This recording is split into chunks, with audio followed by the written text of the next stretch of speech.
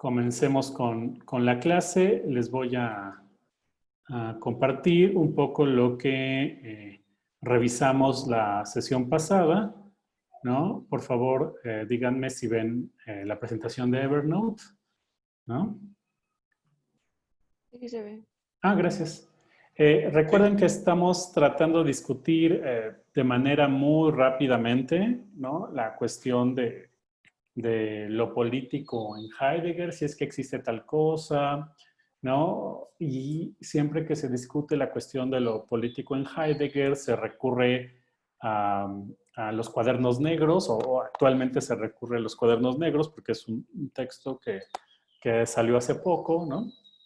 Que son diarios, pero en relación con esto siempre se discute la cuestión de lo político en Heidegger, se discute, digamos, en qué sentido fue nazi, cómo estuvo vinculado, ¿no? O sea, realmente es un tema muy complejo para los que son heideggerianos, pero no solamente para ellos, ¿no? Digamos, para los filósofos en general.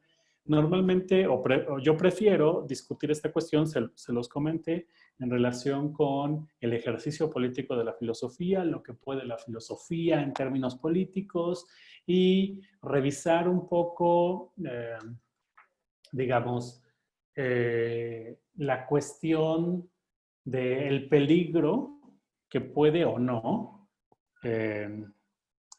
tener el que un filósofo tenga tendencias políticas, digamos, eso, fascistas, totalitarias, o incluso cómo reconocer en nuestro propio pensamiento, ¿no? En nuestro propio ejercicio del pensamiento,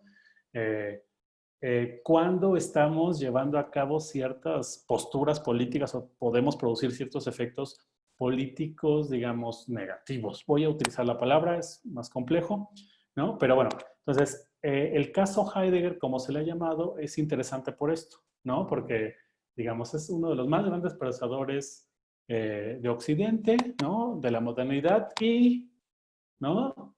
Tiene como coqueteos, es nazi, ¿vale? Para entrar a la discusión, ¿no? Mi posición personal respecto a eso no importa, sino la discusión de si Heidegger o no es nazi, ¿vale? Esta es otra cuestión. Entonces, mi trabajo con ustedes es acercarnos a cómo poder, en el semestre, que esta es la última sesión, ¿no? Cómo poder revisar esta cuestión, si existe o no lo político en Heidegger, cómo poder entenderlo, pero discutiendo esta cuestión de cómo lleva a cabo el ejercicio del pensamiento filosófico Heidegger, ¿sí? No tanto sus temas, ¿vale? Sino su ejercicio de pensamiento, ¿no? Cómo son sus técnicas, sus conceptos, cómo los lleva a cabo. Entonces, la sesión pasada nos centramos en la entrevista de 1966, que se llama Solo un Dios puede aún salvarnos. Bueno, no tiene un nombre propiamente, pero eso le pusieron, ¿no? En donde Heidegger, después de mucho tiempo, ¿no? Trata de responder lo que llaman reproches, calumnias o rumores. ¿Cuáles son sus rumores? Pues que él es nazi, ¿vale? Y entonces él trata de responder estas acusaciones. Voy a usar la palabra más en general. Trata de responder esas acusaciones y trata de dar, digamos, una respuesta a por qué él siempre guardó silencio, ¿vale? ¿Por qué? Porque es conocido, muy conocido entre los heideggerianos que siempre le estaban solicitando que él respondiera el hecho de que si era nazi o no, de los reproches, ¿no? Su participación en el rectorado en el momento que Hitler subía al poder, ¿no? Sus vínculos con el Partido Nacionalsocialista, ¿no? Las cartas personales que escribía a su hermano, ¿vale? O sea, donde él decía que se iba a unir al partido, ¿no? Entonces, le hacían estos reproches, él le llama calumnias, ¿no? Estas acusaciones. Entonces, toda la entrevista él trata de dar una respuesta sobre esto, ¿no? Y su respuesta es bastante interesante, ¿vale? Porque él quiere vincular su ejercicio del pensamiento con su toma de decisiones, ¿sale? Entonces, digamos, hoy quedamos de revisar dos pequeños textos de mi colega Miriam Gerard, ¿no? Donde ella aborda, digamos, la cuestión del fascismo en Heidegger, sobre todo tratando de entender cómo está construido su pensamiento en relación a una tradición de, de antijudaísmo, ¿no? Sobre todo en el pensamiento y en la cultura occidental, ¿vale? Eso es lo que le interesa a ella. Digamos, las clases, tal como nosotros las hemos llevado, nos interesa más bien ver si el ejercicio del pensamiento de Heidegger tiene derivas, ¿no? Fascistas, voy a decirlo así, ¿no? Como si es que existe una política en Heidegger, cómo esto estaría teñido de, de, de cierta tendencia política, ¿vale? O ciertos efectos políticos que quizá incluso él no quería, ¿vale? Porque él dice que él no quería esto, ¿vale? Hay una discusión muy fuerte, ya les presenté la semana pasada muchos textos, les presenté sobre todo libros que tratan sobre esto, como el de Manuel Fay, de, el de Jean-Luc Nancy, o sea, hay muchos textos donde ustedes pueden revisar esto, pero, y también algunas posturas de filósofos y filósofas que también tratan de discutir esto, ¿vale? Lo estuvimos revisando esto, sobre todo las cartas de Marcuse y las afirmaciones de Gilles Deleuze, ¿vale? Entonces, básicamente lo que Heidegger sostiene en esta entrevista es que él trataba de discutir la postura nacionalsocialista, ¿vale? Estaba debatiendo contra los nazis. Esto es como su planteamiento y cómo estaba tratando de discutir a los nazis, ¿vale? A partir de una autoafirmación de la universidad, una renovación de todo Occidente, ¿vale? Esta era como la idea, ¿no? Que estaba detrás. ¿Por qué? Porque él veía un declive de Occidente, ¿no? Que implica la técnica moderna, ¿sí? La mecanización del mundo, voy a decirlo así muy rápido, lo que él llama el movimiento planetario de la técnica, ¿no? Donde él ve que ni la política ni la filosofía tiene herramientas para responderle, y entonces él quiere responder. Y entonces él afirma que de alguna manera él se equivocó, ¿vale? ¿Cómo se equivocó? Pues digamos, confundiendo a un fascista con un Dasein que iba,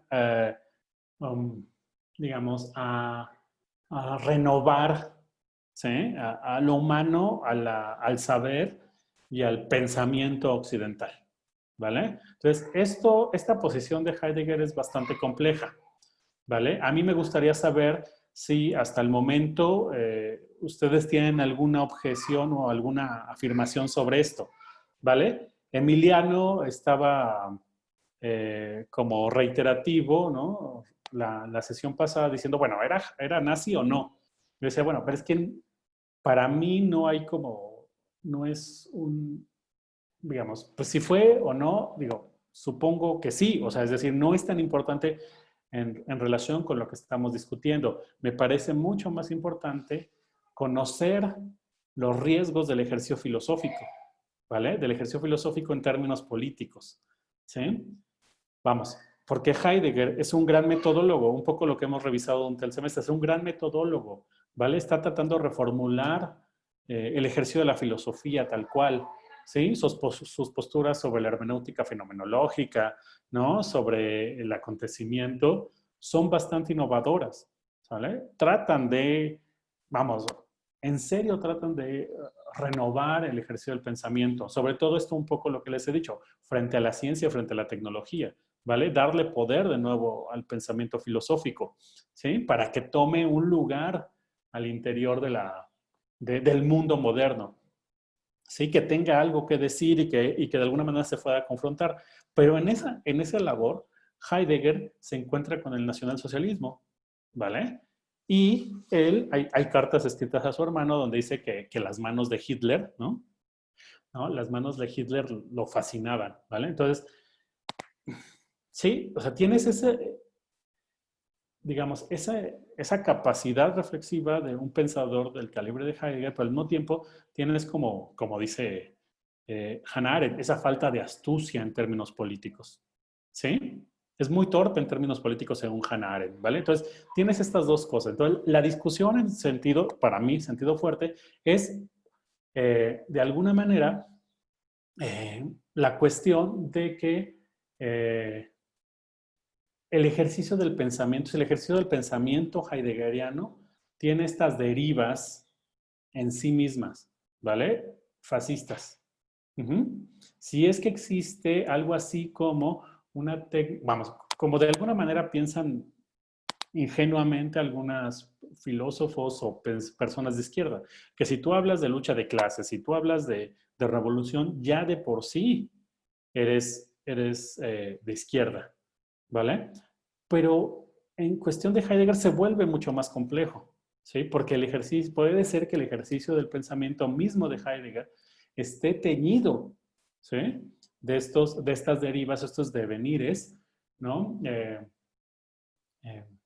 digamos, degradantes, ¿sí? Horribles, ¿vale? Negativos, nazis, pues, totalitarios.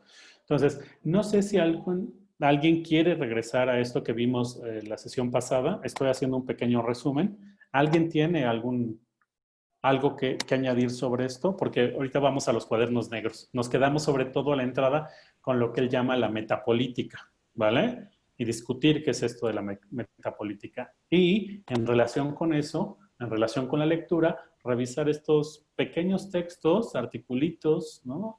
De Miriam Gerard, ¿vale? Entonces, ¿alguien que quisiera señalar algo? Mm, Yo tengo una duda, especialmente sobre la crítica a la tecnología, bueno, que hace Heidegger. Hay un libro de Gadamer llamado Los Caminos de Heidegger, en donde, bueno, él como su alumno, había cosas que igual no comprendía como de esta crítica, pero hay algo que me pareció, o sea, como interesante que Gadamer señala sobre esta crítica que hace Heidegger, y es que, al menos como lo dice Gadamer, es que esta crítica hacia la técnica o hacia esta, ¿cómo llamarlo? Este, esta caída de Occidente no solamente surge tal cual con la época moderna, bueno, o con la ciencia moderna, sino que hay algo en la discusión, digamos, griega que Heidegger quiere recuperar o que Heidegger quiere como retomar. No sé si a eso tenga que ver como relaciones del el retorno al comienzo o volver a pensar, pero que el problema de la técnica que se está presente en la época moderna surge especialmente con los griegos. Entonces, bueno, ese señalamiento me pareció curioso porque, bueno, yo creí que especialmente la crítica era como la época moderna, pero, o sea, no sé hasta dónde ese seguimiento o hasta dónde esa crítica alcanza a los griegos. Mira, esto no lo revisamos un poco como también decía Eduardo, ¿no? La cuestión de la técnica, pero la cuestión de la técnica, tal como la trabaja Heidegger, tiene, digamos, la misma estructura de reflexión y de análisis que la confusión del ser por el ente o del ente por el ser. O sea, es exactamente la misma, ¿vale? Y toda esta discusión recuerden que lo vimos un poco, cómo el ser sin lo ente es un darse, ¿vale? Es un devenir, un hacer presente. No es una presencia, sino es un hacer presente, ¿vale? El ser es un hacer presente las cosas, ¿no? Esta discusión que tiene Heidegger sobre el presente y la presencia, el darse, ¿no? Con el ser, ¿vale? Entonces, de alguna manera Heidegger se da cuenta que en los griegos, si tú lees Platón y Aristóteles, toda la cuestión de la ontología y la metafísica está montada sobre eh, digamos, características técnicas, ¿no? O sea, si te fijas, bueno, ¿cuál es la esencia de la pesca, ¿no? Con la caña de pesca, ¿vale? ¿Cuál es la esencia de la técnica, ¿no? De un buen político, ¿sí? Tanto Platón como Aristóteles están discutiendo una y otra vez las prácticas, los haceres, ¿sí? Y en relación con esas prácticas, esos haceres, están elaborando un discurso filosófico, ¿sí? La esencia, ¿no? Lo que sea, tienen como un dejo tecnológico o técnico, ¿no? De la tecné, de los haceres, ¿vale? Entonces, de alguna manera, Heidegger retoma esa forma del ejercicio. Entonces, él cree, vamos, no más bien, él afirma que este olvido del ser, ¿no? Esta confusión del ser por el ente, donde se lleva a cabo de manera radical, es en la técnica moderna. ¿Sí? ¿En qué sentido? En que de alguna manera se confunde la problematización que es el ser con una entidad que se puede apropiar y se puede construir, dominar. ¿Sí? Ahorita vamos a ver algunos de estos fragmentos donde es mucho más claro esto. Sí, pero de alguna manera esta afirmación de Heidegger, ¿sí? Tiene muchos como sentidos, ¿no? Pero uno de esos sentidos es que él cree, de alguna manera, que la presidencia, recuerdan en el texto de la experiencia del pensar, la presidencia del mundo lo tiene la maquinación, ¿sí? Lo tiene la mecanización, ¿sí? O sea, el sentido de nuestra vida lo determina, voy a decirlo así, la técnica. No la técnica como los aparatos, ¿eh? O sea, no, Heidegger ahí es mucho más inteligente, ¿no? La técnica no son los instrumentos. La técnica es un emplazamiento global, ¿sí? En donde las cosas acontecen de cierta manera, ¿sí? Pero la característica específica de eso es que hay un olvido del ser por el ente, hay un olvido de la problematización de las cosas para tomarlas como cosas ya dadas que se pueden apropiar y se pueden usar, ¿sí? ¿Vale? Entonces, Heidegger cree que esa es la característica de Occidente, ¿no? Que de alguna manera, desde los griegos, eso ya va pasando, ¿no? Y pasa con los latinos, pasa con el medievo, pasa con el Renacimiento, y termina termina hasta nuestra época. Es donde de alguna manera ya nadie recuerda que olvidamos el ser, ¿vale? Que de alguna manera hay una problematicidad en la existencia. Entonces, Heidegger quiere una y otra vez enfrentarse a estas potencias técnicas que tienen muchos matices y tienen muchas formas de presentarse, ¿sí? Y quiere de nuevo poner en funcionamiento la problematización del ser, ¿vale? Una y otra vez, siempre repite esta estructura, ¿vale? Entonces trata de, con diferentes discursos, con diferentes formas de plantearlo, ¿no? Repetir la misma, o sea, digamos, responder a esas cuestiones, ¿vale? No sé si soy claro, Carlos, pero... Sí, sí, muchas gracias. Sí, digamos, es que tendríamos que haber leído la época de la imagen del mundo, ¿no? O la pregunta por la técnica, donde de alguna manera Heidegger muestra que la, la época, ¿no? Técnica actual sería como un desocultamiento del ser, una forma en cómo el ser se está dando, pero se está dando en una reducción del ser al ente, Ya. ¿vale? Pero de manera radical para él, o sea, es como no hay recuerdo, ¿no? Vivimos, luego hay un texto que él se llama La pobreza o la indigencia, dice, vivimos en la indigencia total, ¿sí? Porque no nos acordamos, ¿vale? En verdad, Heidegger siempre es ontólogo, ¿no? Siempre es un ontólogo, entonces siempre está tratando de vincular lo político con la ontología o las cuestiones técnicas con la ontología. Esto es importante, ¿vale? Entonces, voy a pasar ya a la presentación, a la más reciente. Ahorita vamos a ver, otra vez, permítanme. Voy a, ok. Solamente confírmenme que ven la presentación de los cuadernos negros, ¿no? Esta es la segunda parte, esto ya es entrar a los cuadernos negros, ¿no? Y por supuesto les hice unas pequeñas grafiquitas, ¿no? Sobre el texto en total para que vean de qué se trata en específico, ¿no? Estas son las tres palabras que más utiliza Heidegger, que es filosofía, diferencia y qué. Recuerden, eso es muy importante, son diarios, ¿vale? Son diarios que él escribió en un lapso como de 40, puede ser 50 años, ¿vale? Y son como diarios filosóficos, ¿vale? Ustedes podrían ya empezar a hacer un diario filosófico, ¿eh? ¿Vale? Pero estaría bien, ¿vale? Entonces, para que vean aquí hay algunas palabras que nos interesa como metapolítica en relación a qué va, con técnica, nacionalsocialista, maquinación y desarraigo, ¿vale? Entonces, vean lo interesante entre técnica y metapolítica, la noción de pueblo. Miriam Gerard señala claramente que esto, bueno, no solamente ella está siguiendo a Jacques Nancy y a Peter Trauny, ¿no? Sobre esta relación, ¿no? Que para Heidegger, de alguna manera, cree de manera, algunos autores como Blanchot, ¿no? Piensan que de manera burda, ¿no? Piensa que el pueblo alemán, ¿no? Que eso es muy, digamos, fascista, que el pueblo alemán va a contener, va a enfrentarse, ¿no?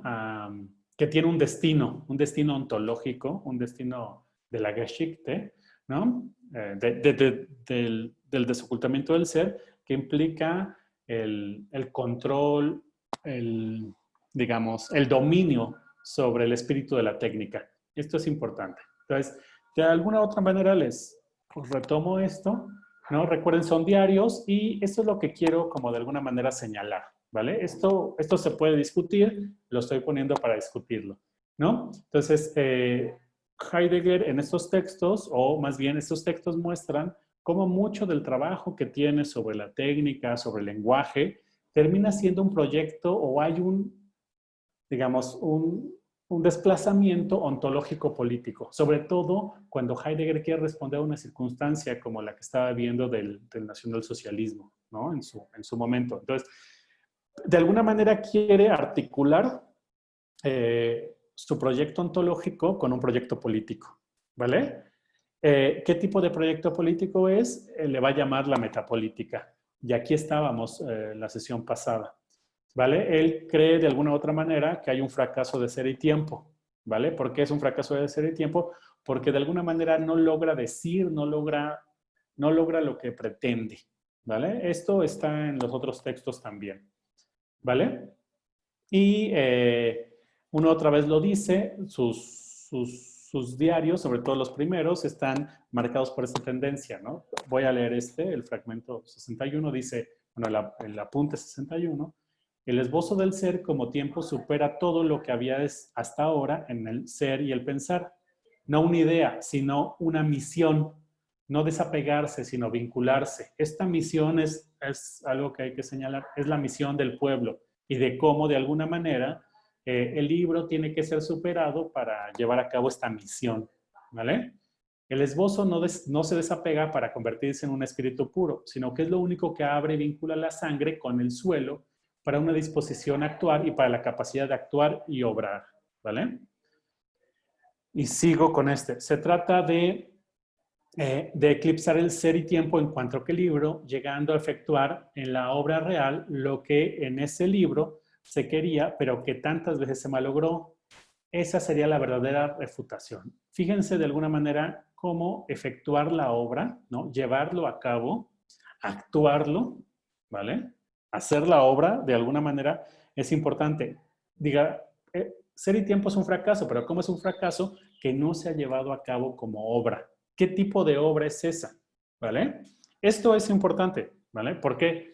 Porque de alguna manera para Heidegger la técnica moderna domina todos los sentidos de los haceres, ¿vale? O sea, de las prácticas humanas, ¿vale? Si ustedes... esto es muy problemático. Hay muchos autores contemporáneos que tratan de discutir esto, ¿no? Digamos, que piensan que la tecnología digital tiene un sentido ontológico y entonces el sentido de lo que hacemos va vinculado hacia una cuestión técnica, ¿sí? O tecnológica. Ustedes pueden también leer el texto de Hannah Arendt, La condición humana, para entender esto, cómo ella hace un análisis del sentido de las prácticas, ¿no? Que es algo que llama la condición humana y cómo esto es una discusión con Heidegger directamente, ¿vale? Entonces, Heidegger piensa de alguna manera que la técnica, el espíritu de la técnica, lo que sea eso, la época de la técnica domina, ¿sí? Domina nuestros haceres. Entonces, él quiere construir una nueva obra, le quiere dar un nuevo sentido a lo que hacemos, ¿sí? Entonces, de nuevo, están estas ideas una otra vez de Heidegger, de que la filosofía tiene que tener una resonancia con la gran poesía. Se refiere a Hölderlin, pero también a René Char, como hemos revisado, ¿no? ahora se me olvida, a Rimbaud, ¿no? Como lo revisamos. Entonces, hay esta afirmación, el fin de la filosofía tenemos que llevarla hasta su final, preparando con ello lo completamente distinto, una metapolítica. Esto completamente distinta es una política que implicaría el fin de la filosofía, de forma correspondiente que tiene que realizarse también la mudanza de la ciencia. La metafísica como metapolítica. Vean, de alguna manera, Heidegger ya lo hemos discutido ahorita, este cómo no es un cómo metafórico, ¿sí? De nuevo, sus análisis del lenguaje no quieren que el lenguaje sea ni lógico ni retórico. Este cómo tiene que ver con las maneras en cómo se lleva a cabo, ¿vale? Entonces, él cree de alguna manera que la metafísica, que es ontología, tiene que volverse una metapolítica, ¿sí? Ese es el debate con los nazis, según él, ¿sí? Él cree que el nazismo, tal como se está poniendo en operación en su momento, no logra llevar a cabo esta metapolítica, ¿sí? No logra llevar a cabo el proyecto de renovación del Dasein, ¿sí? Después él va a enunciar, hay unos fragmentos que también retoma Philippe Locoulabart, ¿no? En su texto la poesía como experiencia, donde Heidegger cree que de alguna manera los campos de exterminio, es decir, el resultado del régimen nazi, también es efecto de la técnica, ¿vale? Igual que el americanismo, como él le llama, igual que la política socialista, ¿vale? Heidegger, de alguna manera, al principio pensaba que, él dice, ¿no? Que los nazis o que el régimen nazi podía llevar a cabo el destino del pueblo alemán para llevar a cabo esta metapolítica. Vean qué complicado argumento, pero también, digamos, muy torpe políticamente, ¿vale? Siguiendo a Hannah Arendt. Entonces, el régimen nazi se podía enfrentar a los norteamericanos y se podía enfrentar a los bolcheviques, que eran la encarnación de la técnica, ¿vale? Entonces, sigo leyendo. Conforme a su ensambladura más íntima, la metafísica de la existencia tiene que ahondarse y ampliarse en una metapolítica del pueblo histórico. Este pueblo histórico es el alemán, ¿sí? Y cree, esto es muy interesante, que tiene que ver con la potencia de la potencia de la filosofía, ¿vale? ¿Cuál es esa potencia de la filosofía? Es desencadenar el acontecer del ser configurándolo del todo, ¿vale? En Heidegger está esta idea muy moderna, pero que también tiene que ver con los griegos y que tiene que ver con una figura de la técnica, que tiene que ver con la presidencia, ¿no? Con lo coactivo, con la ocasión, ¿no? O con la figura del usuario, ¿no? Con la figura de quien usa la técnica y la pone en operación, de quien oprime el botón para que ponga en operación la máquina. La filosofía tiene que, de alguna manera, reconfigurarse para convertirse en quien domine a lo técnico. Entonces, de alguna manera, tiene una figura del usuario, ¿no? Del que inicia, ¿vale? Dice, el efecto de la filosofía no consiste en aquellas dudosas aplicaciones de un vocabulario, ni en aquella ornamentación de reflexiones generales con frases sacadas de libros filosóficos que no se han acabado de leer. El efecto no ocasiona nada, sino que consiste en dar fe de una transformación incoativa de lo ente a partir del ser que ha sido capacitado, ¿vale? Esta transformación incoativa, este poder de cambiar el sentido, ¿sí? Esto es un poco la idea.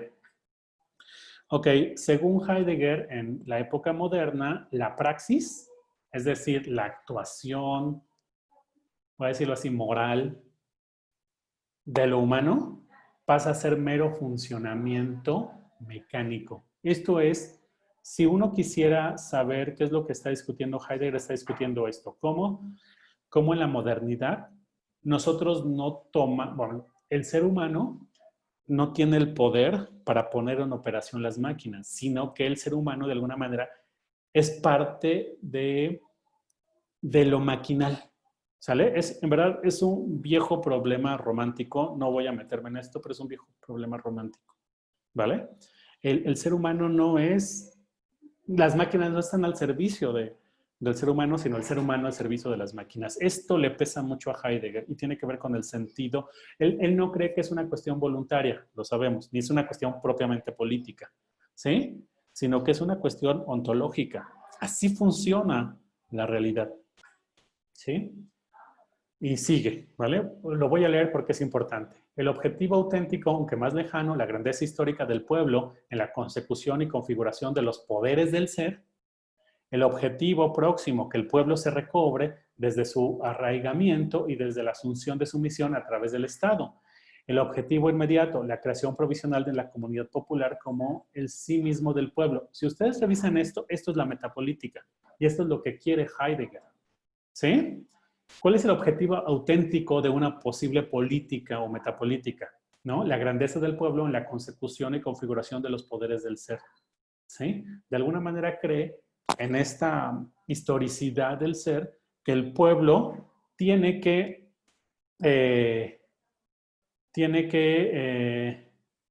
perdón, Carlos me está preguntando si la Gestell es la praxis tomada como mero funcionamiento. No, de hecho, la Gestell no es praxis, es mero funcionamiento. ¿Sí? Eso es lo importante. La Gestell no es praxis. ¿Sí? Es mero funcionamiento. Sí, es la degradación de la praxis, para decirlo de otra manera. ¿Sí? Hannah Arendt le llama que los procesos se vuelven autónomos, es una forma de decirlo, ¿vale? Podríamos discutir más esto, pero es una forma de acercarse a la cuestión, ¿vale? Entonces, sí, el pueblo tiene que lograr configurar los poderes del ser. Esto es complicadísimo. En verdad está pensando la figura del usuario, de aquel que puede tomar el sentido de lo que acontece. ¿Sí? Es una vieja noción que está en los griegos. ¿Sí? Pero bueno, el objetivo próximo, si ese es el objetivo auténtico, el objetivo próximo es que el pueblo se recobre desde su arraigamiento y desde su ascensión de una misión a través del Estado. Heidegger cree que el Estado tiene que servir como provisión para que el pueblo se recobre en su función. ¿Sí? Y lo dice, el objetivo inmediato, la creación provisional de una comunidad popular como el sí mismo del pueblo. Ok, si uno lee el discurso rectorado, esto es lo que quiere, la creación provisional de una comunidad popular. Heidegger, ¿sí? Que es una comunidad del saber. Y sigo, ¿vale? Voy a leer esto que es larga, pero que nos da pie para esto. Cómo él concibe lo técnico y lo que él llama la tiranía de la técnica. Dice, la tiranía de la técnica, siendo que ella es tan insegura y vacilante respecto de sí misma y tan desvaneciente, dentro de nada se habrá superado a sí misma y habrá perdido toda fiabilidad. Esta idea es extraña de Heidegger. No sé cómo él ve esto. El hecho de que tal cosa pueda llegar a imperar y a encandilar, ¿qué tipo de hombre presupone? Aunque no crean, esta noción de encandilamiento la utilizan ciertos pensadores mexicanos, como de los años 30, 40, cuando quieren entender por qué la técnica domina al mundo. ¿Sí? Dice que, bueno, me refiero a Samuel Ramos, pero también está en Gauss, en José Gauss, ¿no? Donde dicen que de alguna manera la técnica moderna lo que le da al hombre moderno es poder y entonces el hombre como quiere poder se encandila, se encanta, así, porque es como una noción medio mágica, ¿no? Con el poder de la técnica. Y entonces el hombre queda reducido a máquina solamente, o a un engranaje de la máquina, solamente por querer tener ese poder maquínico, ¿vale? Esto es complicado, pero bueno, ¿hasta dónde tiene que haber llegado ya el desarraigo para vernos arrebatados por algo así? El desarraigo es la pérdida del sentido, ¿no? Del ser, ¿vale? Pues al fin y al cabo, aquí no se trata de individuos sueltos que quizá aún se defiendan de modo romántico, pero que, sin embargo, también acabarán resultando triturados junto con los demás. Fíjense, la idea de triturados es interesante, como si la técnica nos triturara, ¿no? Es una noción muy maquínica de lo tecnológico, no es una noción digital, para decirlo. Uno no pensaría que una computadora te tritura, ¿vale? O que tu celular te tritura, ¿vale? Pensamos otras cosas de ellos en términos de imagen. Aquí Heidegger no está siendo muy teórico, está usando ciertas caracterizaciones de uso cotidiano, ¿vale? La técnica puede prolongar, retardar, operar de un modo u otro dentro de lo mensurable, pero nunca puede superar, es decir, fundamentar. Esto es interesante. ¿Por qué Heidegger piensa que la técnica no puede fundamentar? ¿Sí? Puede fundamentar el discurso, puede fundamentar la praxis en la que se obra un hombre, bueno, un pueblo, ¿sí? Pero la técnica no puede fundamentar en sentido radical, ¿eh? Darle sentido a lo que acontece, ¿sí? Darle finalidad a unas prácticas colectivas. La técnica no lo puede hacer, ¿sí? Es como, digamos, si uno lee a los marxistas, piensan más o menos lo mismo, ¿sí? Que en relación con lo técnico, que la técnica tiene, por ejemplo, alguien como Vicente Lombardo Toledano en México, piensa que la organización técnica tiene que tener un principio político y lo político tiene que darle sentido a lo técnico. ¿Sí? Aquí es muy interesante porque piensa que de alguna manera lo técnico, si bien es un emplazamiento, eh, digamos, histórico, ¿no? Vivimos en la época de la técnica, de alguna manera esta época no está fundamentada. ¿Sí? Tiene que haber algo más que le dé su sentido. ¿Sí? Ok. Ella misma cada vez se vuelve más lo constantemente superable y es justamente así como se mantiene en una duración, aunque ya no ofrezca ninguna garantía. Máxime cuando se pone a todo lo que es similar a ella. Y luego vean, o sea, para que vean qué está pensando, ¿no? Digamos, hay algunos fragmentos que son muy oscuros, pero hay otros que son como muy, sobre todo por la simpleza como están escritos, uno se da cuenta que Heidegger no está elaborando demasiado conceptualmente, ¿no? Si su discurso sí está elaborado, mucho de la cuestión conceptual no, ¿vale? Ahora, lo cito, ahora en la época de la técnica, de nuevo la caracterización de la época de la técnica, la educación se encuentra emplazada ante la tarea de sacar un nuevo tipo de hombre, igual que los empresarios sacan un nuevo tipo de motocicleta. Y para esta empresa educativa recurren incluso a los griegos. Vean su analogía. ¿Sí? La educación, las empresas. Un nuevo tipo de hombre, un nuevo tipo de motocicleta. ¿Sí? De alguna manera piensa que la producción o la educación se vuelve técnica en el sentido de que se vuelve productiva y piensa la noción de modelo, ¿no? O tipo. Un nuevo tipo de hombre, un nuevo tipo de motocicleta, básicamente como un modelo, ¿sí? Como le llamamos a nosotros la noción de modelo. ¿Vale? Obviamente Heidegger está aquí criticando el discurso de la mercadotecnia, ¿vale? Que empieza más o menos en su época, ¿sí? Pero la analogía no deja de ser significativa, ¿sí? Él sí cree que la época técnica emplaza a la educación, al igual que las empresas producen, ¿sí? Entonces, de alguna manera, está equiparando que los procedimientos educativos son igual que los procedimientos empresariales. ¿Sí? Esto es interesante, importante. ¿Vale? Voy a dejar de compartir ahorita para ver si tienen alguna pregunta, ¿no? ¿Tienen alguna pregunta hasta ahorita? Digo, son parte de los cuadernos negros. Después nos vamos a meter al texto de Gerard, ¿no? Giovanna en el chat hace una afirmación. Profesor, en el texto de la pregunta por la técnica, Heidegger termina hablando sobre la técnica como tecné, y ello implica todo lo que tiene que ver con la poiesis.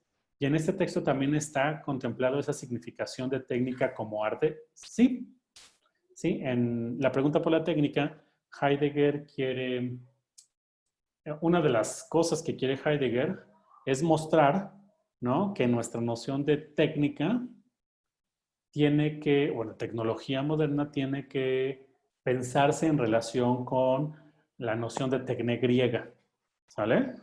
Pero esto implicaría una confrontación con las significaciones, con los significados que tiene la noción de tecné griega, no solamente como técnica, ¿sí? Sino como práctica, como poiesis y como arte, ¿vale? Entonces, recuerden que Heidegger prefiere utilizar la noción de poesía, ¿vale? Para Heidegger, arte es poesía, ¿vale? No está discutiendo otro tipo de arte, es poesía, ¿vale? Y la poesía en términos de Hölderlin, ¿sale? Romántica o posromántica, ¿vale? Entonces, sí, porque trata de reavivar la noción de poiesis. Es un poco lo que decía hace poco, porque quiere darle el sentido del ser como productivo, ¿vale? Y entonces, de alguna manera cree que en la época de la técnica o en la época de la imagen del mundo, ¿no? La capacidad productiva se ha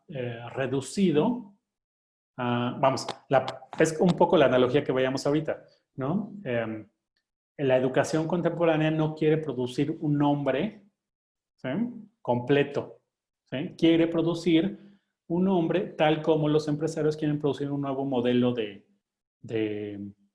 de motocicleta. Ahí lo que está señalando Heidegger es que es una reducción de las capacidades productivas, ¿sí? Se produce en un sentido específico, no se produce en términos mayores, ¿sí? Que sería como en términos artísticos, pero en términos artísticos como él piensa, en términos poéticos, que lo que implicaría es modificar el sentido de digamos, de lo que acontece, ¿vale? No pensamos la producción de las cosas en términos de producción de lo que acontece, ¿sí? Damos por sentado lo que ocurre. Mucha gente de izquierda actual utiliza estas afirmaciones de Heidegger porque en verdad pueden ser valiosas, ¿vale? Para una cuestión política, ¿vale? Pero no sé si soy claro, Giovanna, ¿no? Ahí en ese texto de la pregunta por la técnica está tratando de mostrar cómo el sustrato que junta o que une la tecné griega con la técnica moderna es la noción de producción, ¿no? De prácticas productivas. Y cómo nuestra noción de práctica productiva está, voy a decirlo así, está reducida a la forma en cómo concebimos la producción en masa, sería como la idea. ¿Sí? No sé si soy claro.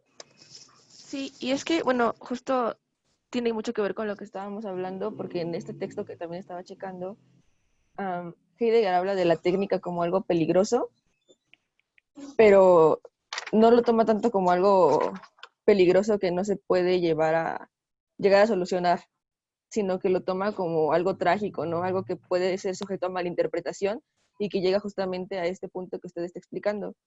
Pero justamente también habla de que la técnica es una idea sobre el posible surgimiento del Salvador. Y justamente así lo maneja, ¿no? Como un posible surgimiento de un Salvador. Entonces, no sé La si... salvación. Ajá. Sí, sí, sí. Sí, está ahí, o sea, digamos, eso es muy heideggeriano, ¿no? Que es esta distinción, ¿no? Que, de nuevo, una cosa es el ser y otra cosa es el ente. Una cosa es la técnica, otra cosa es la esencia de la técnica, ¿sí? La esencia de la técnica sería el ser, ¿no? ¿Y qué es el ser? Pues digamos, algo problemático que produce cosas problemáticas y que permite cambiar el sentido de las cosas, ¿sí? Una cierta indefinibilidad que de alguna manera está como condiciones productivas de las cosas, ¿sí? Por eso la pregunta ontológica de Heidegger, ¿por qué hay cosas y no más bien nada? ¿Sí? ¿De dónde viene eso? ¿Sí? O sea, estas preguntas ontológicas radicales de Heidegger tienen que ver para darle poder, de alguna manera, a la posibilidad de cambiar el sentido de lo que ocurre, ¿no? No de tomar, vamos, porque no es que uno pueda tomar el ser y pueda cambiar el sentido, pero de alguna manera de ahí viene la posibilidad para hacerlo. ¿Vale?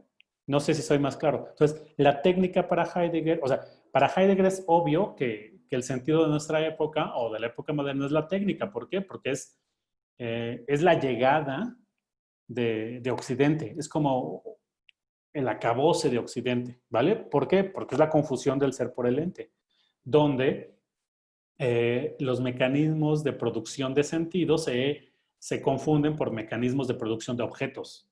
¿Sí? Sería como la forma más sencilla de decirlo. La poesía para Heidegger son estas técnicas de producción de sentido, ¿vale?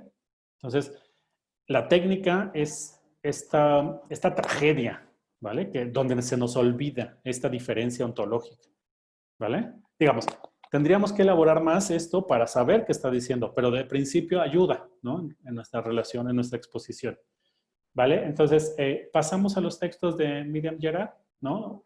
Los pudieron revisar, en verdad son textos muy cortos y donde está revisando desde su punto de vista, ¿no? Cómo hay que trabajar el nazismo de Heidegger, ¿vale?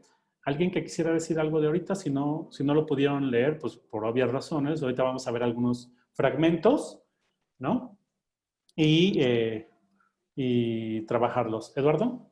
Sí, iba a decir que me parecieron bastante interesantes porque resume muy bien la postura de Nancy, si mal no recuerdo, y de Trauny, ¿no? Y además como que deja pendiente la cuestión, o sea, no es que la resuelva, sino que nada más como que presenta las posturas, pero no da como una resolución. Y por eso como me gustó, porque como que todavía deja a discusión el problema. Y algo que me interesó y que, bueno, ya lo mencionó, es que parece que el proyecto de Heidegger, o su nazismo de Heidegger, o su antisemitismo, es como parte de esta noción ontohistórica, ¿no? Ontofilosófica, en donde parece que es parte de este curso, de este cambio, o este otro comienzo del ser.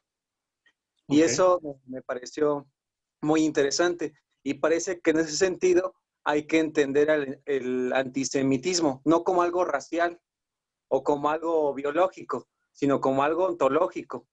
Y al último, si mal no recuerdo, creo que es en el primero, en el otro texto, decía que es importante pensar este tipo de propuestas ontológicas porque a veces se presentan como apolíticas, pero parece que sí repercute en lo político o si hay de fondo algo político. Bueno, y era eso. Sí, has resumido bastante bien la postura de Miriam, aunque Miriam lo que quiere, ¿no? Digamos, está leyendo a Nancy, a Trauny, como en una línea muy específica. O sea, está tratando de mostrar que hay algo en ellos que les hace falta, y eso que les hace falta es vincular su reflexión con un antijudaísmo que está en Occidente, ¿no? Y que ella trata de vincularlo con Pablo, ¿no? Y la distinción que hay en Pablo, ¿no? Digamos, ¿dónde lo dice? Déjenme ver si lo encuentro. Para Sí, dice que... sobre las cartas paulinas, ¿no? Donde Sí, hay como dos tipos de cristianismo o dos tipos de creyentes, el del sí. espíritu El y del el de espíritu y el de la materia, ¿no? El de la judíos son escritura. como los judíos son los que se asocian con la carne, con la materia, y no más Ajá. bien con la del espíritu, ¿no? Sí, esta, es que quería ver dónde lo dice ella. Aquí. El rechazo a un falso principio condenado a errar, ¿no? Esto es el principio cristiano más elevado, el espíritu y el afán de los judíos de aferrarse a la letra o a lo material, ¿vale? Hay que centrarnos muy bien en que ella quiere leer a Nancy y a Trauny en esa línea, ¿vale? Entonces, como los textos de Nancy y de Trauny no están señalando eso, sino están tratando de discutir los cuadernos negros, ¿no? En ellos mismos, no lo apuntan. Entonces, la afirmación de Miriam, pues es justa, ¿vale? O sea, les falta esto. Ok, aquí es interesante porque ella es lo que quiere hacer esto, ¿vale? En los dos textos, se ve que los dos textos son parte de un texto mayor, ¿vale? O sea, que solamente son fragmentos de un texto mayor. Y ella quiere mostrar cómo el planteamiento de Heidegger sobre que está atacando la técnica o lo que se llama maquinación, ¿no? O la Gestalt, ¿no? Lo que hace Heidegger es identificar al pueblo judío con la Gestalt, ¿vale? Entonces, une a los bolcheviques, los americanos y los judíos con la Gestalt. Y entonces, de alguna manera, conceptualmente o por lo menos discursivamente, permite concebir por qué era nazi Heidegger, ¿vale? Desde su punto de vista, ¿vale? Está siguiendo a Trauny y a Nancy, Profesor, ¿vale? Dime. y también esto de lo del problema de los judíos, también, si mal no recuerdo, tiene que ver con la técnica, ¿no? Con que ellos realmente también se han apropiado de la técnica y la han utilizado en el hombre y parece que igual lo han determinado de una manera. Es un poco lo que estoy diciendo. O sea, el antisemitismo, como de Heidegger, para Miriam Gerard, como para Trauny, como para Nancy, no es racial, no es biológico. De hecho, Heidegger discute esa reducción biologicista, ¿sí? Si no es ontológico, ontohistórico, es de la Geschichte, ¿vale? El pueblo judío, ¿no? Al igual que los norteamericanos, al igual que los bolcheviques, ¿no? Que los socialistas, se identifican con la época de la imagen del mundo, se identifican con la técnica, ¿sí? Este es el problema que está ella señalando, ¿sí? Y que está siguiendo a estos pensadores, ¿sí? O sea, es decir, lo dice así, fundar su antisemitismo no en la sangre, no en el pueblo como sangre, ¿no? Que era una de las caracterizaciones del pueblo nazi, ¿sí? Un pueblo, una sangre, ¿vale? Sino en términos de destino ontohistórico. ¿A qué me refiero? Es un poco lo que veíamos arriba. Heidegger piensa que de alguna manera un nuevo comienzo, no en términos radicales, en donde tiene que haber como algo así como un Dasein, y el Dasein es un pueblo, no es un individuo, que es lo que discutimos en algún momento cuando leímos Ser y Tiempo. Dasein no es un hombre individual, ¿sale? Es básicamente un pueblo para Heidegger, ¿sí? Y hay pueblos que tienen destinos en este despliegue del ser, en este desocultamiento del ser. El pueblo alemán es alguien que está destinado a buscar el nuevo comienzo, ¿vale? ¿Sí? A enfrentarse y a dominar la época de la máquina, ¿vale? Ok, entonces, digamos, esto es lo que trata de señalar otra vez Miriam, ¿vale? Que de alguna manera, pues bueno, siguiendo a Trauny, siguiendo a Nancy, que de alguna manera el racismo o el antisemitismo, más que racismo, el antisemitismo de Heidegger, tiene que ver con pues digamos, ni fundamentado conceptualmente, ¿no? Como desplazamiento discursivo, ¿no?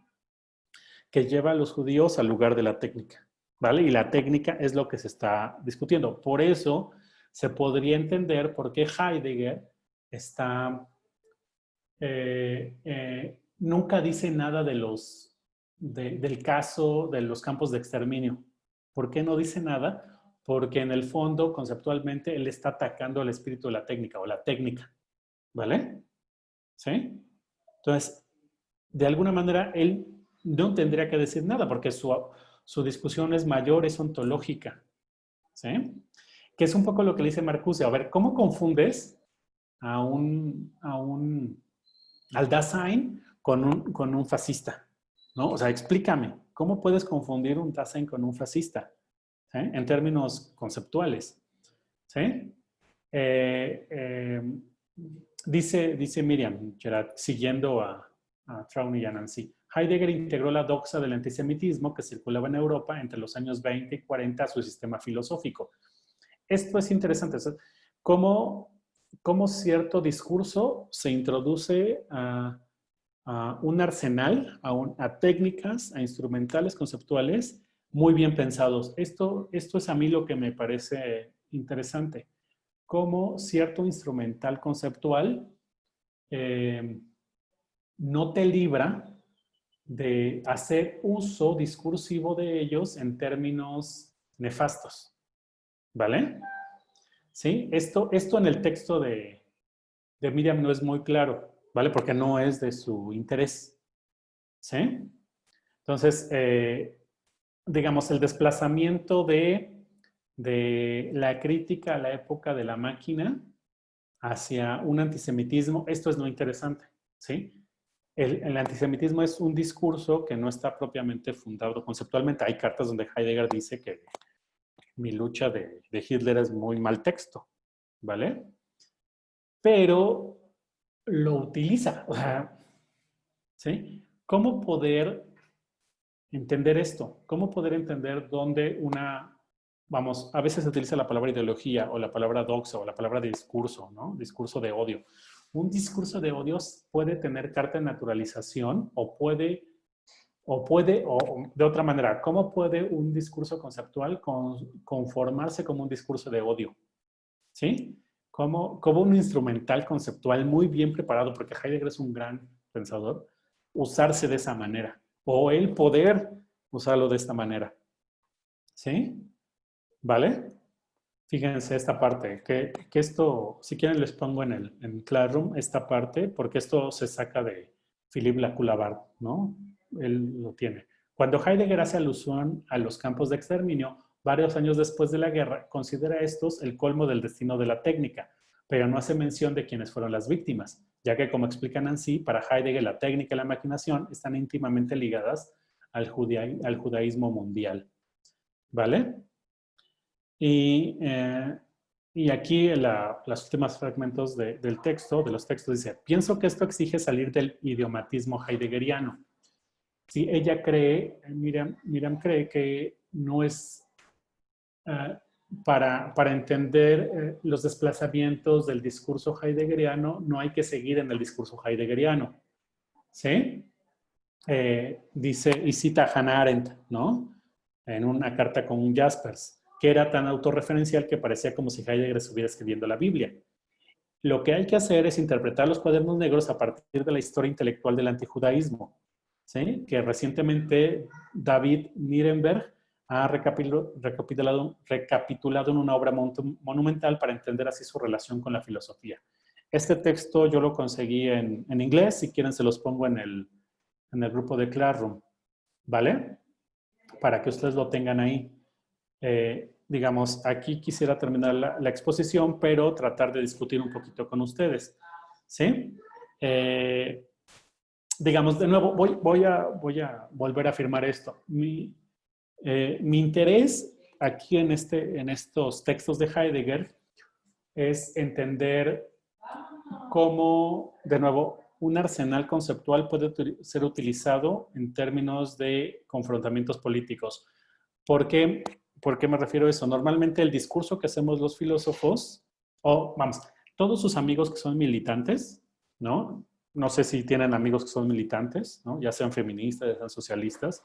De alguna manera hay una acusación hacia los filósofos o quienes trabajamos filósofos. Dicen que de alguna manera lo que estudiamos tiene que servir para la emancipación o la liberación o la revolución, ¿sí? Tiene que tener un fin político, pero este fin político tiene que ser de avanzada política, ¿vale? Pero el discurso filosófico, creo que ahí Heidegger, digamos, está siendo filósofo, no tiene que ser un discurso crítico. La palabra que utilizamos ahora es crítico, ¿no? Crítico en el sentido de que pone en cuestión los fundamentos o las pruebas que se dan para una verdad cualquiera, ¿sale? Nosotros, ya sea con la lógica, con la retórica, con cualquier tipo de instrumental y de técnica, tratamos de poner en jaque, ¿no? Las verdades. Entonces, esto es complicado, ¿no? Siempre que te hacen este reclamo, tú puedes decir, bueno, pero es que si yo me vuelvo militante y creo que la labor de la filosofía es liberar al ser humano, ¿sí? Entonces, no estoy yo, de alguna manera, asumiendo como verdad algo, sin llevar a cabo mi profesión hasta sus últimas consecuencias, ¿sí? O sea, poniendo en cuestión el hecho de que lo que yo estoy haciendo, el sentido de lo que estoy haciendo, tiene ese sentido, digamos, progresivamente de izquierda, ¿vale? Progresivo de izquierda, ¿vale?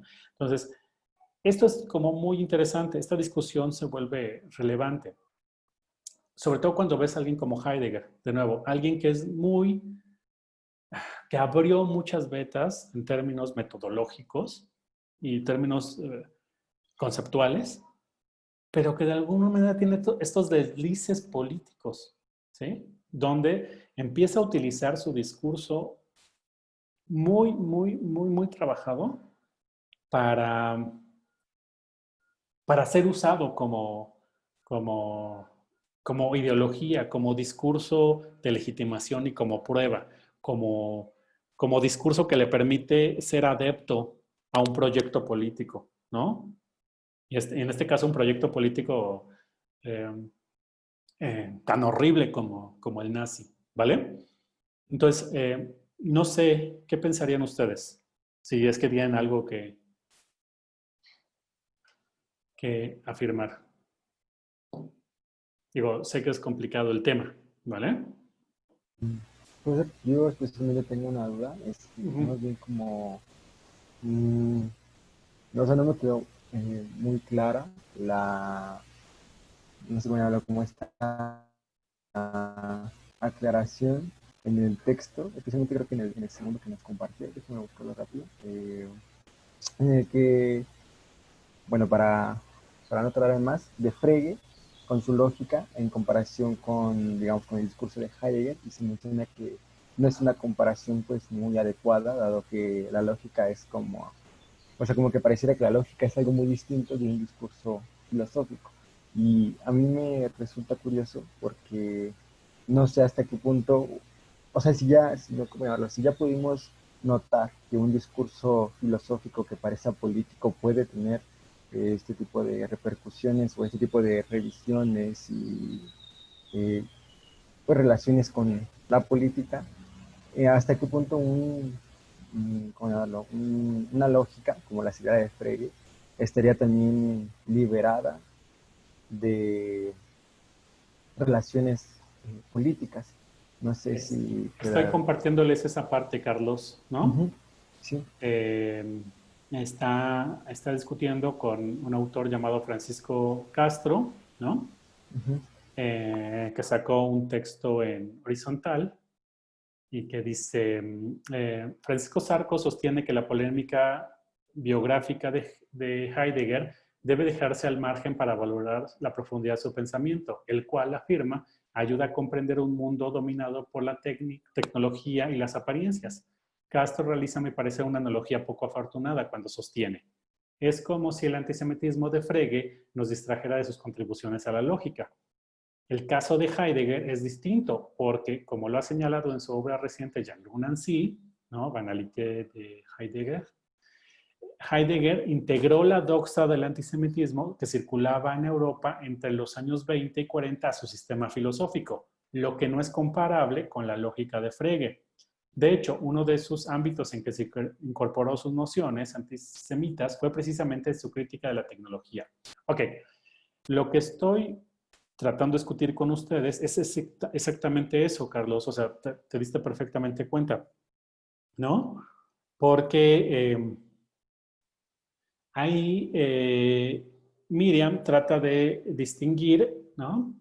Cómo Frege no introduce la doxa, ¿no?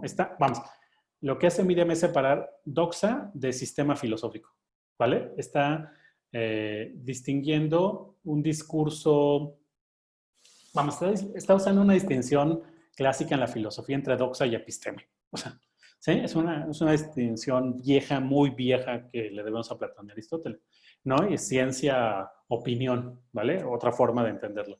Entonces, la forma como lo está diciendo es que que Heidegger introdujo, ¿no? Una doxa dentro del sistema filosófico. Pero aquí la pregunta fuerte es, ¿cómo puede pasar eso?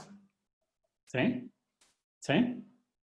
Entonces, sí, Frege era igual nazi, pero su trabajo es episteme, ¿sí? O sea, está libre de la opinión, ¿no? Yo lo que quiero y lo que estoy tratando de discutir con ustedes es un poco dejando de lado esa distinción entre doxa y episteme, ¿sí? Al momento de decir, mira, no, es que en verdad vamos, aparte aquí hay una discusión un poco más fuerte sobre el uso de la teoría, ¿vale?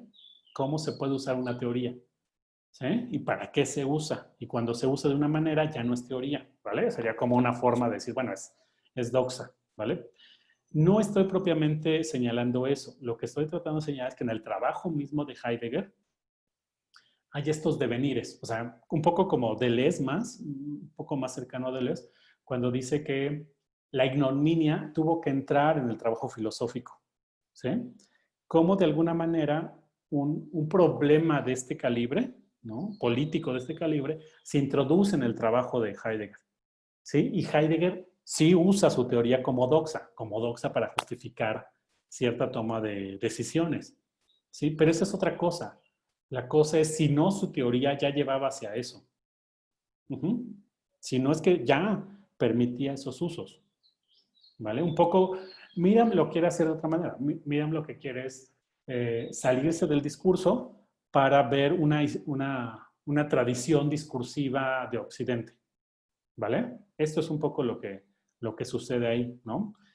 Mi labor es más bien como los efectos de la teoría o digamos, sí, digamos, los funcionamientos de la teoría, ¿sí?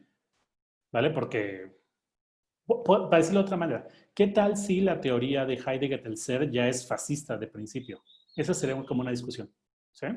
Para decirlo más burdamente y más de lleno. ¿Vale? No sé si soy claro, Carlos. Sí, eh, A, a mí sí, se me sí. hace como un poco sencilla la forma en cómo descarta este problema que tú has señalado, ¿no? Ujú, De Frege y Heidegger. sí. Bueno, ahí me surgió otra pregunta con la aclaración que acaba de hacer, acerca de si el trabajo de Heidegger, al no ser, bueno, parece que no es de manera comparable, bueno, o sea, como adecuado compararlo con la lógica de Frege. No sé si en ese sentido un trabajo como el de Heidegger, es decir, que no es propiamente lógica o episteme, si no está mm, liberada o salvada de este tipo de implicaciones. Es decir, parece que, bueno, a mí me surge la pregunta si más bien un trabajo así, como el discurso de Heidegger o el pensamiento de Heidegger, en realidad pues puede estar realmente implicado en cuestiones políticas por no ser más bien como episteme. No sé si queda clara Sí, como sí, mi sí, duda. sí. Bueno, es como más de una especulación porque me acaba, o sea, como que es como una exploración por ahora y en realidad no sé en qué consistiría que un discurso así pudiera estar implicado en cuestiones políticas, pero pues podría ser una, no sé, como una dirección de saber que pues la lógica o no sé, las matemáticas no podrían entrar dentro de un discurso político porque a lo mejor no tienen como ese carácter y quizá un discurso como el de Heidegger parece que sí está más propenso a tener dentro de sí este tipo de, digamos, doxas. Sí, es complicado, pero lo has planteado bien, ¿no? Hay pensadores que creen que si utilizas cierto discurso formal, voy a decirlo así, te salvas de ciertos efectos e implicaciones más pragmáticas, por decirlo de manera sencilla. Heidegger desde el principio pensaba que no, o sea, es decir, al momento, él mismo pensaba que no. No sé si soy claro, ¿no? Él decía que no, o sea, que de alguna manera la matemática, ¿no? La lógica ya tiene implicaciones de sentido, ¿sí? Esto es importante en Heidegger también, ¿no? Por supuesto, hace falta desarrollarlo, ¿no? Lo hemos vislumbrado aquí un poco cuando dijimos, es que el pensamiento de Heidegger no es lógico, o que él quiere tirar la noción de lógica en sus análisis. ¿Por qué? Pues, ¿no? Porque él piensa que tiene implicaciones ontológicas, ¿vale? Para él la lógica reduce el ser al ente, ¿vale? Con todo lo que eso implica. Pero bueno, sería otra forma de regresar a la misma pregunta a Heidegger. Esto se lo hacen pensadores como, bueno, Philippe Lacour, como Judith Butler, como Jacques Derrida, ¿no? Que tratan de salvar a Heidegger de Heidegger, ¿no? Decir, mira, ¿sí? Otro pensador sobre la técnica como Zhou Qiu, ¿no? Zhou Qiu, ¿no? Un chino, ¿no? Un pensador chino, un filósofo chino, dice que la noción de técnica de Heidegger es muy, o sea, que el mismo concepto de Heidegger de técnica está empañado del olvido del ser. O sea, que Heidegger debió haber hecho una noción de tecnología o de técnica a la altura del nuevo comienzo, para decirlo de alguna manera. Que es un poco lo que hemos discutido aquí. ¿Podemos hacer filosofía en las redes sociales? ¿No? ¿O podemos hacer filosofía aquí en Zoom? Sí, esa sería como la cuestión. ¿Alguien más? Si no, damos por terminado la clase, bueno, la exposición y ahorita unos minutos de nuevo para preguntar. Bueno, creo que no.